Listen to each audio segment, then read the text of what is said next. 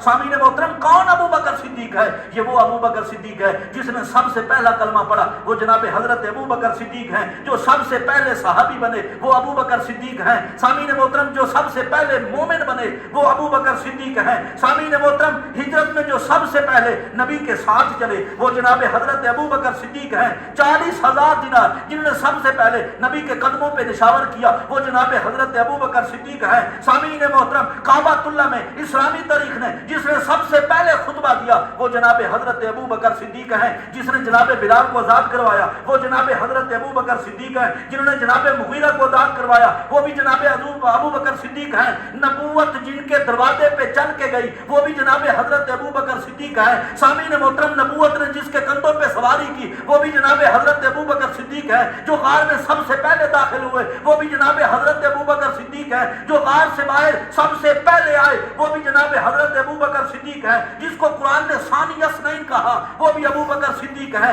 جس کو قرآن نے لا تحزن کہا وہ بھی جناب حضرت ابو بکر صدیق ہے۔ جس کو قرآن نے ان اللہ معنا کہا وہ بھی جناب حضرت ابو بکر صدیق ہے۔ جس کو قرآن نے والذی جاء بالصدق کہا وہ بھی جناب حضرت ابو بکر صدیق ہے۔ جس کو قرآن نے وشاورہم فی الامر کہا وہ بھی جناب حضرت ابو بکر صدیق ہے۔ جس کو قرآن نے صالح المومنین کہا وہ بھی جناب حضرت ابو بکر صدیق ہے۔ جس کو قرآن نے اولئک هم المتقون کہا وہ بھی ابو بکر صدیق ہے۔ جس کی گود میں نبی سوئے وہ بھی ابو بکر صدیق ہے۔ جس نے غار میں ڈنگ برداشت کیے سانپ کے وہ بھی جناب حضرت ابو بکر صدیق ہے۔ جس نے نبی کو نہ جگایا وہ بھی جناب حضرت ابو بکر صدیق ہے۔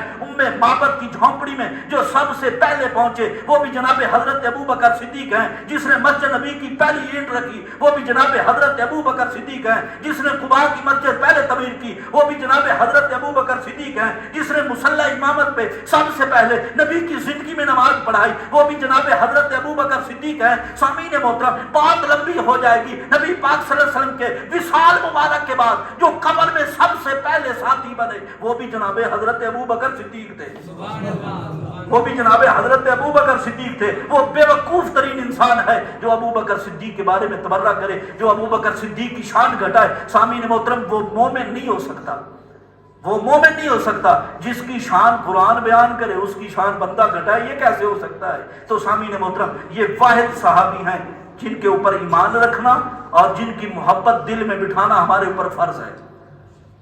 سارے صحابہ کی محبت اپنے دل میں بٹھانا اور سارے صحابہ کے بارے میں یہ عقیدہ اور ایمان رکھنا بھی سارے صحابہ سچے بھی تھے، سارے صحابہ جنتی بھی تھے، یہ مسلمان کے لیے فرض ہے۔ تو اللہ کریم سے دعا ہے کہ میرا کریم اللہ ہمیں عمل کی توفیق عطا فرمائے۔ آمین۔ وآخر دعوانا ان الحمد للہ رب العالمین۔